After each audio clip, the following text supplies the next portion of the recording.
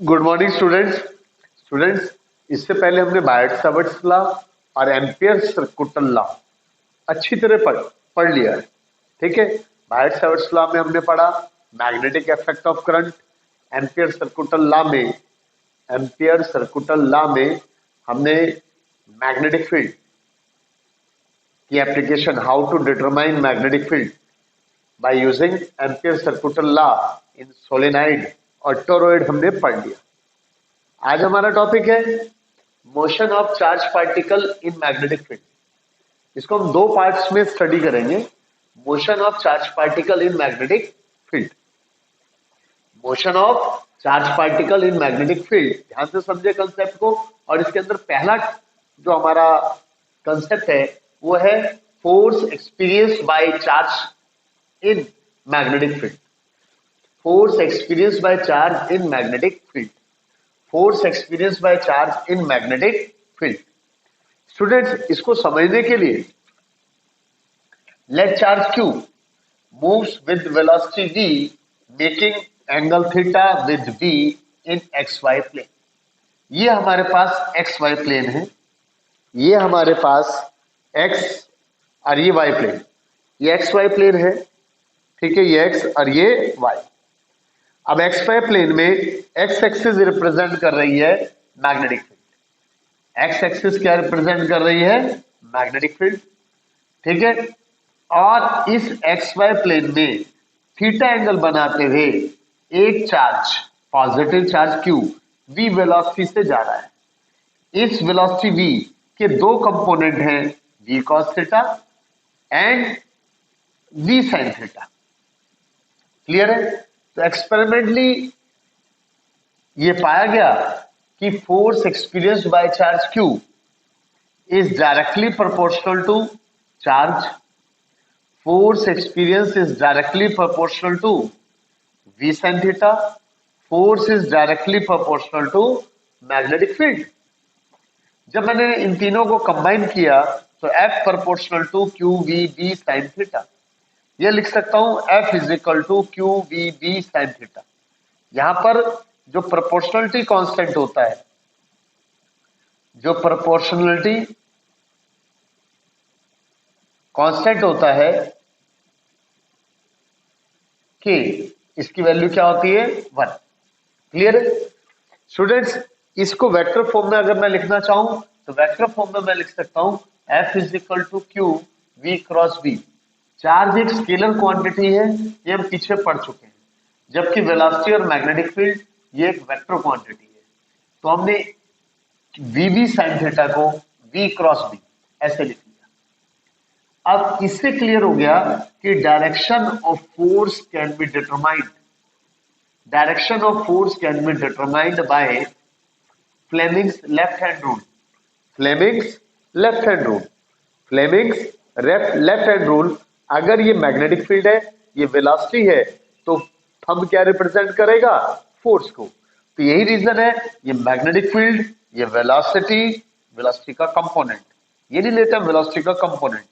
ये वेलोसिटी, ये magnetic field, तो ये हमारे पास क्या है? फोर्स। यानी force is represented by Z axis. यानी अगर मैग्नेटिक फील्ड एक्स एक्सिस है, वेलोसिटी वाई एक्सिस है, ठीक है, तो force is represented by Z axis. Direction of force is represented by Z axis. इसके अलावा क्योंकि ये वेक्टर फॉर्म में है तो हम इसके लिए क्रॉस प्रोडक्ट रूल भी यूज कर सकते हैं। क्रॉस प्रोडक्ट के जितने भी रूल हैं वो सारे रूल यूज कर सकते हैं डायरेक्शन ऑफ फोर्स निकालने के लिए। जैसे आपने पढ़ा था आई जे के।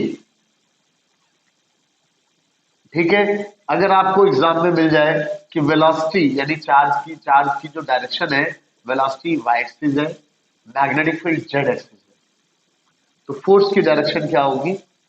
फोर्स की डायरेक्शन क्या होगी हमारे पास? v cross b. v cross b का मतलब j क्रॉस के, क्योंकि तो y क्या होता है? y क्या होता है? j। और z एक्सिस में मैग्नेटिक फील्ड है, वो हो गया k। तो फोर्स की डायरेक्शन क्या होगी? यानी j क्रॉस k किसके इक्वल होता है? I के। j क्रॉस k किसके इक्वल होता है? I के। इसका मतलब फोर्स की डायरेक्शन क्या होगी? X axis. ऐसे ही अगर वेलोसिटी यानी चार्ज पार्टिकल की डायरेक्शन वाई एक्सिस ही है, लेकिन मैग्नेटिक फील्ड एक्स एक्सिस है, मैग्नेटिक फील्ड क्या है, एक्स एक्सिस है, तो y cross x, y cross x यानी वाई की जगह जे, एक्स की जगह आई, तो जे क्रॉस आई, जे क्रॉस आई क्या होता है, जे क्रॉस आई के, और के की जगह लिख सकता हूं जेड एक्सिस। मेरी बात समझ गए स्टूडेंट्स, क्लियर हो गया। इसके अलावा right hand thumb rule, right hand thumb rule, v cross b, v cross b, आप देख ले, राइट हैंड थंब रूल भी यूज कर सकते हैं। अंगूठा क्या रिप्रेजेंट करेगा, direction of force.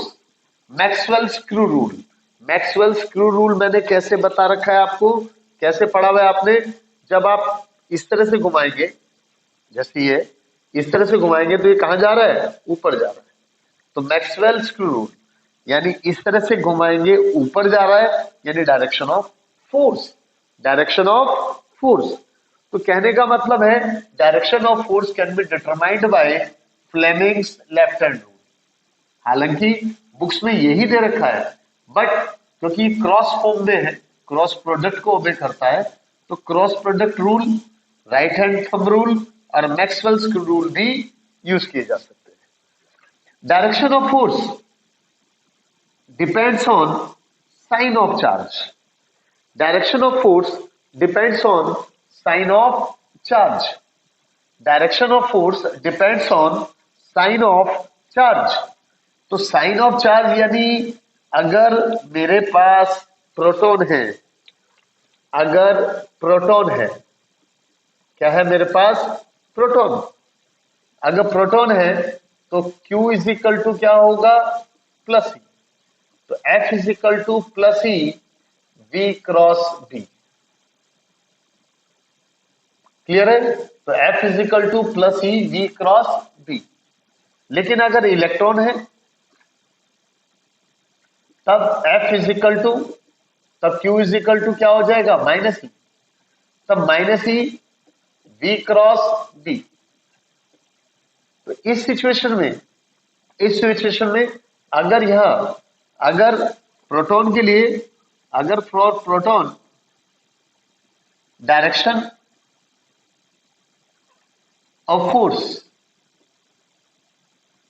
Z axis है, तो for electron direction of force is minus Z axis. मेरी बात समझ गए, नेगेटिव जेड एक्सिस, क्लियर है, मतलब उल्टा हो जाएगा, क्योंकि मैंने आपको बता रखा है अगर J क्रॉस I is equal to k है तो I क्रॉस J इज इक्वल टू क्या हो जाएगा, माइनस के। ये हम क्रॉस प्रोडक्ट में पढ़ चुके हैं, क्लियर हो गया स्टूडेंट्स। फोर्थ पॉइंट, अगर if charge particle, if charge particle is at rest in magnetic field यानी V is equal to 0, तब फोर्स क्या होगा, तब उस पर कोई भी फोर्स वर्क नहीं करेगी, यानी अगर चार्ज पार्टिकल रेस्ट पे है तो उस पर कोई भी फोर्स वर्क नहीं करेगी। मेरी बात समझ गए स्टूडेंट। पांचवा point, if theta is equal to 0 यानी मैग्नेटिक फील्ड भी यही है और charge particle Q V velocity से मैग्नेटिक फील्ड की डायरेक्शन में जा रहा है, तब F is equal to QVB sine 0, theta की जगह 0 रख दिया, तो साइन 0 0, तो भी फोर्स वर्क, तो भी चार्ज पार्टिकल पर कोई भी फोर्स वर्क नहीं करेगा, तो भी चार्ज पार्टिकल के ऊपर कोई भी फोर्स वर्क नहीं करेगा। इसका मतलब ये हुआ students, if charge particle is at rest तो भी फोर्स 0, अगर चार्ज पार्टिकल v वेलोसिटी से parallel to magnetic field, parallel to magnetic field, जा रहा है तो भी फोर्स क्या होगा, उस पर फोर्स कितना वर्क करेगा, 0। तो भी उसके ऊपर फोर्स कितना वर्क करेगा, 0। स्टूडेंट्स, लेकिन in case charge particle, in case charge particle, charge particle is moving perpendicular, is moving perpendicular, यानी theta is equal to 90 degree. If charge particle is moving perpendicular to magnetic field, तब F is equal to QVB sin 90. F is equal to QVB sin 90 और F is equal to या कह लो QV.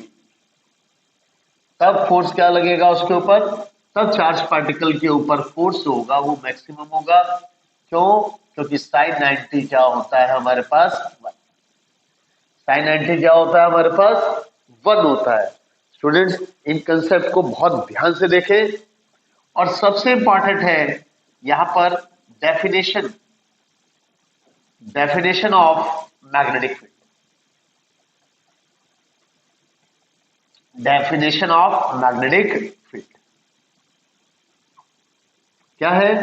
We know that, हम जानते हैं, we know that F is equal to Q we B sine theta, या लिख सकता हूं B is equal to F upon q we sine theta. आप चेक कर लें स्टूडेंट्स, मैं लिख सकता हूं B is equal to F upon q we sine theta.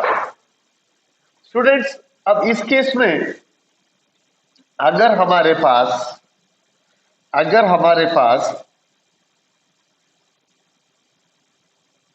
देखिए, अगर if F is equal to 1 newton, Q is equal to 1 coulomb,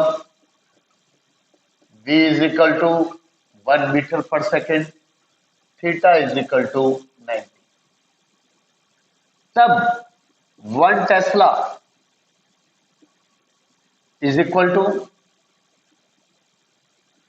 1 newton, 1 coulomb, 1 metre per second, sine 90। तो इस केस में आप देख लें students,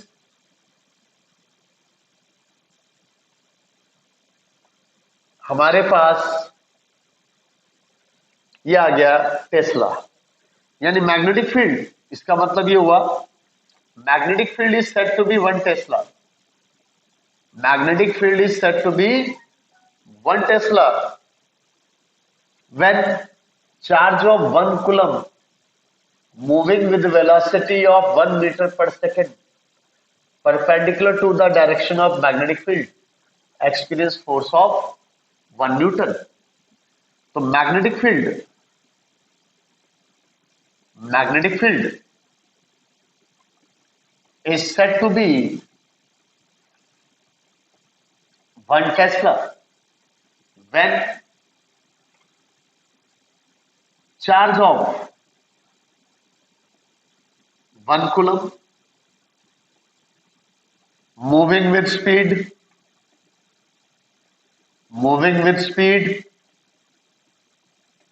1 meter per second perpendicular to magnetic field experience force of 1 newton. तो ये यूनिट जो है कौन सी यूनिट है? एसआई यूनिट है। कौन सी यूनिट है? एसआई। इन सीजीएस में यूनिट क्या होती है? गॉस। मैग्नेटिक फील्ड की यूनिट होती है गॉस। और हमने पढ़ रखा है 1 tesla is equal to 10⁴ Gauss. 1 Tesla is equal to 10⁴ Gauss. 1 Tesla is equal to 10⁴ Gauss. Students, मैं ये भी बता दूं कि इसके अंदर ये भी बता देता हूं कि relation between when, next point है 8th पॉइंट हमारा, when charge Q moves in electric field and magnetic field. When charge Q moves in electric field and magnetic field without any deviation of path, यानी magnetic field में और electric field में, magnetic field में और electric field में एक charge Q v velocity से enter करता है, तो और कोई भी डेविएशन नहीं है, विदाउट एनी डेविएशन. तो इसका मतलब ये हुआ, इसका मतलब ये हुआ force experienced by charge particle due to electric field is equal to force experienced by charge particle due to magnetic field. Both are equal. F E क्या होगा, क्यू ई. एफ बी क्या होगा, क्यू वी बी. साइन 90 ले लिया हमने, यहां पर ले लिया है v परपेंडिकुलर टू b. क्या ले लिया, charge is moving perpendicular to b. मैं बता दूं ये जो थीटा है is a angle between v and b.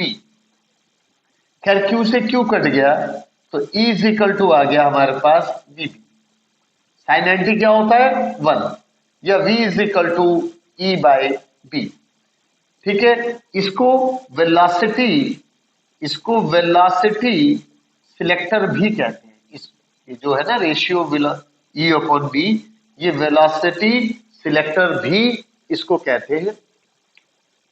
यहां से मैं एक चीज और आपसे डिस्कस करना चाहूंगा कि आपसे पूछ लिया गया कंपटीशन में, कहीं एग्जाम में आपसे पूछ लिया गया कि SI यूनिट